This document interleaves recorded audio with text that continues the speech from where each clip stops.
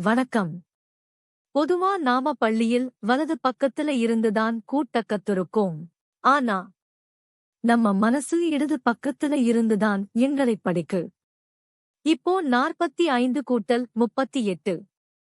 இதை நாம பள்ளி முறை இல்லாம வேத கணித முறைப்படி இடது பக்கத்துல இருந்து கூட்டினா எவ்வளவு சுலபமா இருக்கும்னு பாருங்க. ஆரம்பிக்கலாமா? ரொம்ப சுலபம். இதுக்கு நாம பயன்படுத்துற முறை இடமிருந்து வலம் கூட்டல். முதல்ல 10கள் இடத்தை கூட்டுங்க. 40 கூட்டல் 30 சமம் 70. அப்புறம் ஒன்றுகள் இடத்தை கூட்டுங்க. 5 கூட்டல் 8 சமம் 13. இப்போ 70 கூட 13 ஐ கூட்டுங்க. விடை 83. இது ரொம்ப இயல்பாக இருக்குல்ல. எழுதாமலேயே இப்படி நீங்க மனசுலயே கூட்டல் பண்ணலாம். இப்போ இன்னொரு கணக்கு பார்ப்போம். 67 கூட்டல் 24.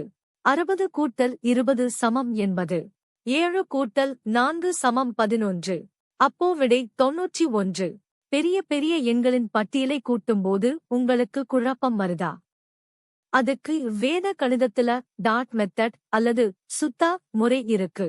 இங்கே கவனிங்க. 10 தாண்டின உடனே ஒரு புள்ளி வைப்போம். 8 கூட்டல் 7 சமம் 15.